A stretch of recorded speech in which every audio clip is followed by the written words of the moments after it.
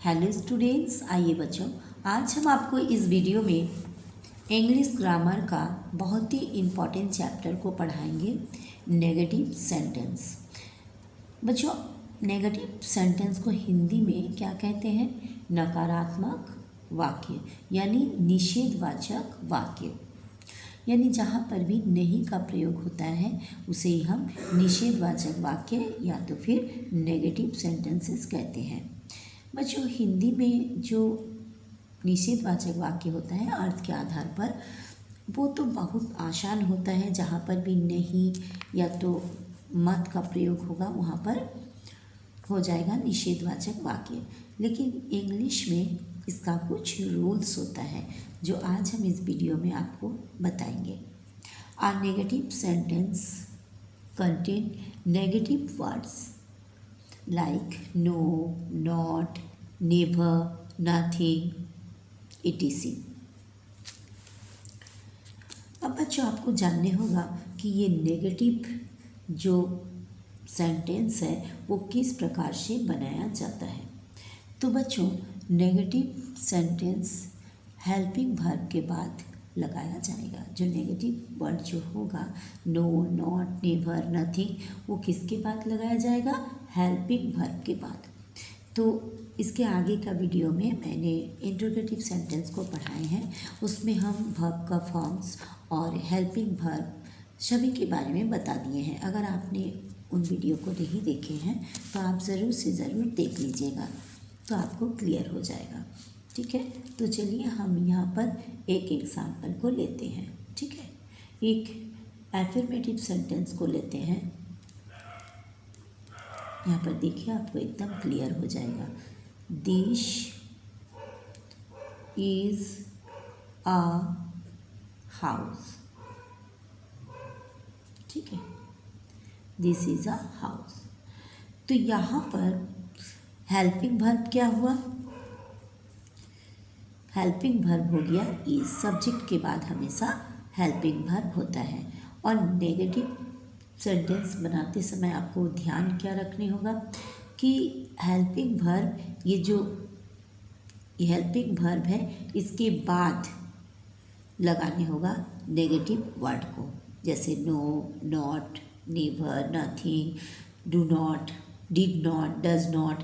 ये सब आपको कहाँ पर लगाने होगा? याद रखिएगा, जो हेल्पिंग वर्ब है उसके बाद लगाने होगा। ठीक है, तो यहाँ पर क्या लगा देंगे? दिस इज, यहाँ तक लिख लिए क्योंकि ये हेल्पिंग वर्ब है। इसके बाद लगाने होगा not, negative word, not a house. House. ठीक है, और एक एग्जाम्पल हम लेके आपको सिखाते हैं। ही वॉज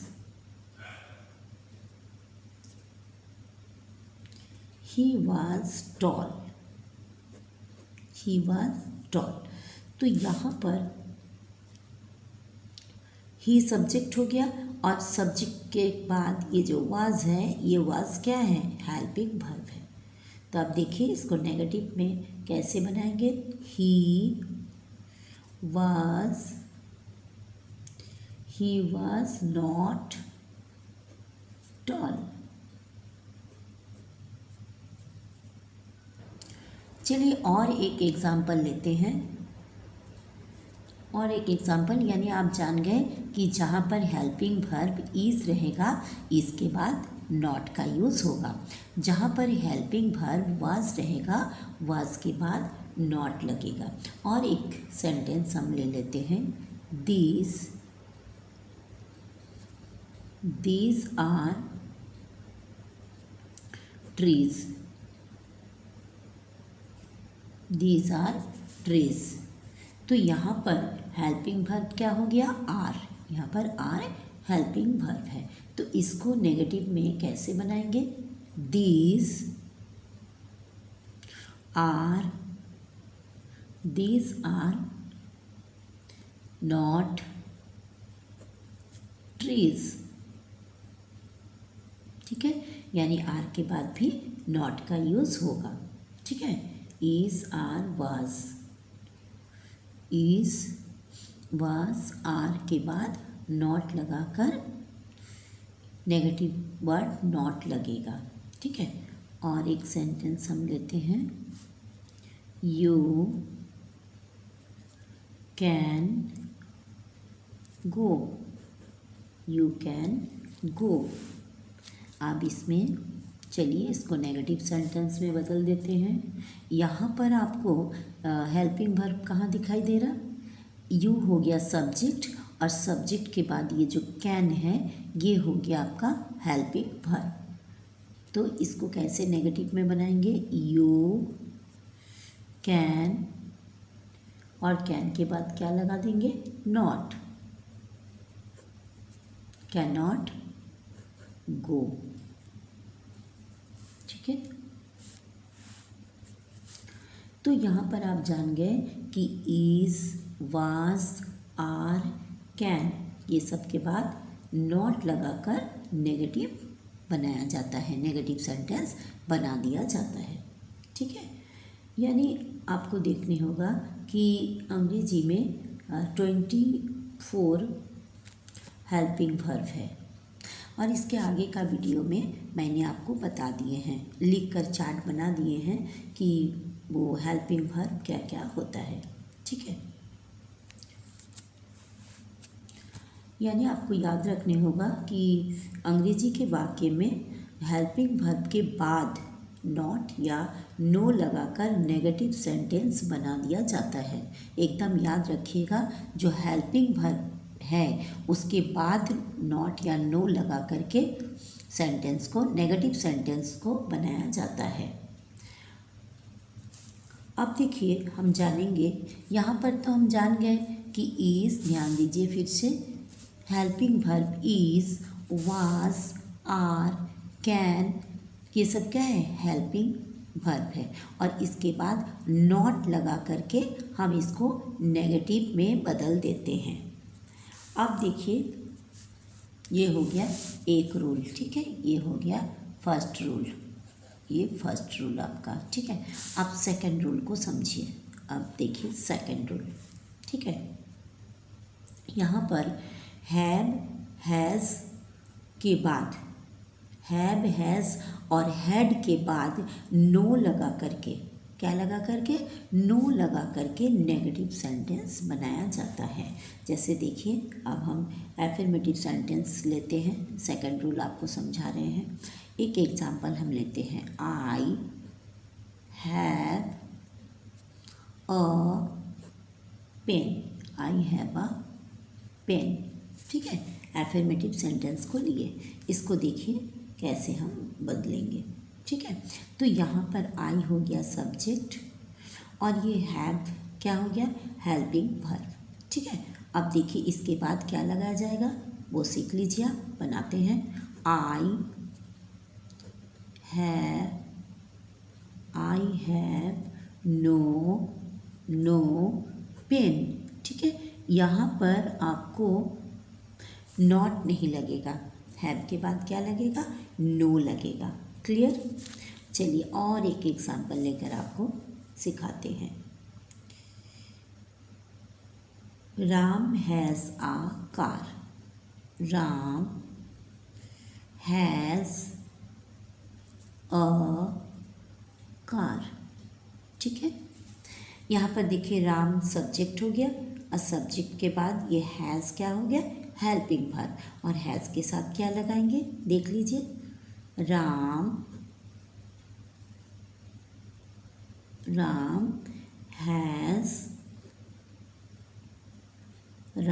हैज़ क्या लगाएंगे इसके बाद, नो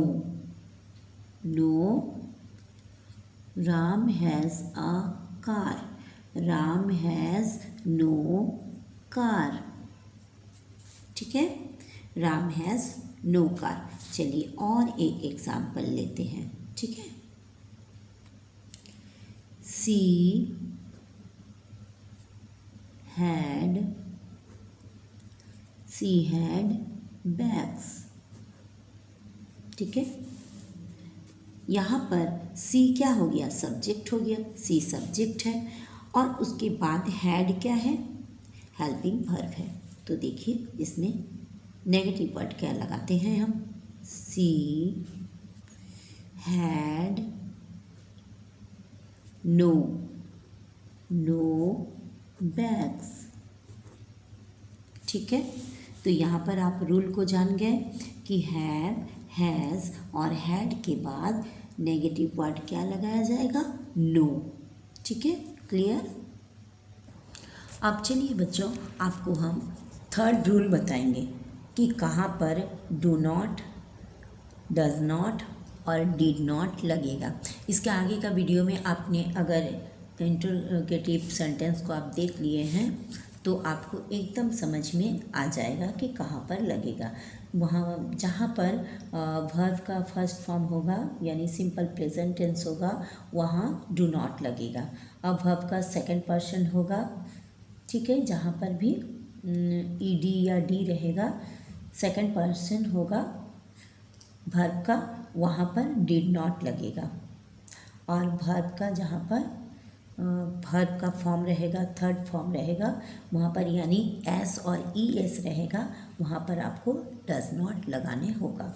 तो चलिए हम कुछ एफर्मेटिव सेंटेंस को लेते हैं जिसमें आपको एकदम ईजी तरीक़ा से सिखा देंगे नेगेटिव सेंटेंस में बदलना।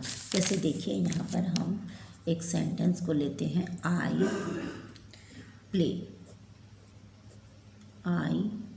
प्ले। ठीक है, इसको हमको नेगेटिव में बदलना है। तो ये क्या है, ये वर्ब का फर्स्ट फॉर्म है, सिंपल प्रेजेंट टेंस है, तो इसमें क्या लग जाएगा, डू नॉट। सब्जेक्ट के बाद डू नॉट लगेगा। ठीक है, आई सब्जेक्ट लगा दिए, फिर लगा देंगे डू नॉट प्ले। क्लियर, यानी प्ले क्या हो गया, वर्ब का फर्स्ट फॉर्म, इसलिए यहाँ पर फर्स्ट फॉर्म है बोल के डू नॉट लगा। ठीक है, और एक एग्जाम्पल लेते हैं, यहाँ पर ले रहे हैं सी, ये फर्स्ट और सेकंड एग्जाम्पल को देखिए, सी सिंग्स।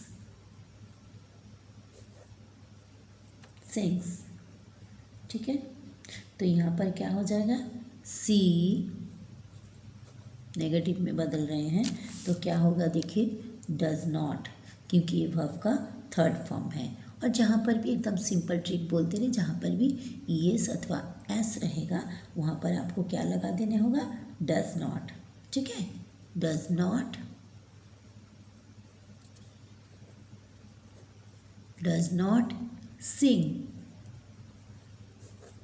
सिंग, तब वहाँ पर सिंग्स नहीं लगाइएगा क्योंकि इसका एस यहाँ पर लग गया है, याद रखिएगा।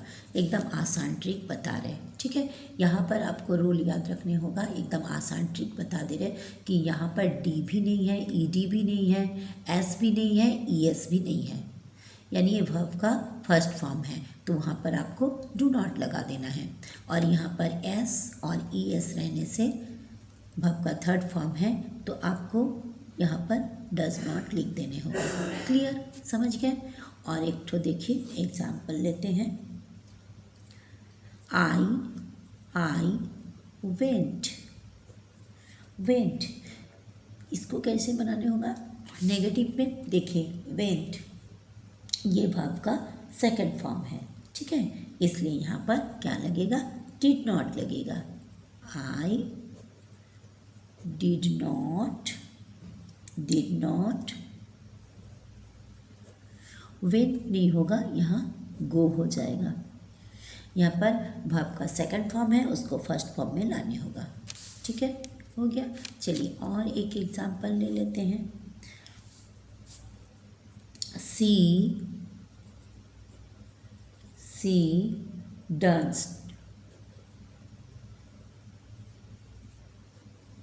danced, ठीक है, ये भी वर्ब का सेकंड फॉर्म है, देखिए।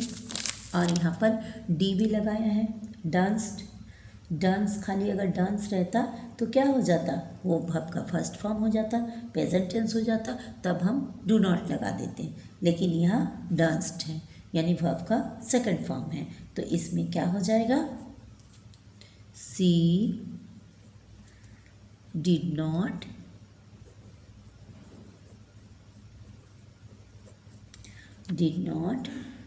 डांस्ड। यहाँ पर डी नहीं लगेगा, खाली क्या हो जाएगा, डांस, प्रेजेंट टेंस में हो जाएगा। ठीक है, वर्ब का फर्स्ट फॉर्म में आ जाएगा, सी डिड नॉट डांस। चलिए और एक एग्जाम्पल लेकर आपको दिखाते हैं। आई sang a song।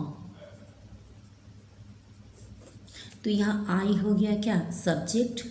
ठीक है, और यहाँ पर ये जो sang, ये क्या हो गया, ये सेकंड फॉर्म हो गया वर्ब का, यानी पास्ट टेंस हो गया, सिंपल पास्ट टेंस हो गया।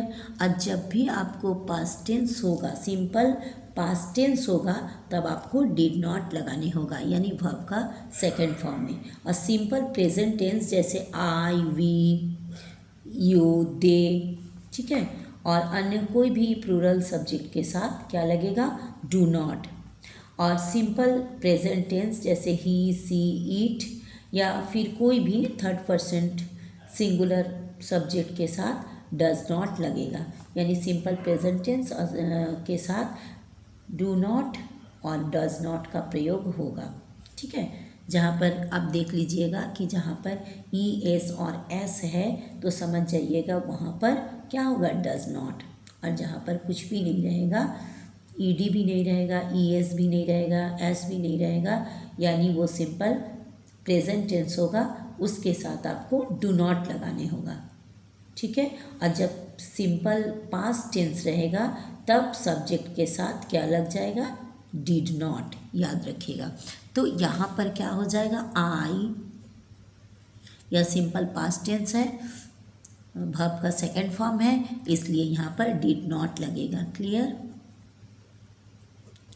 Did not.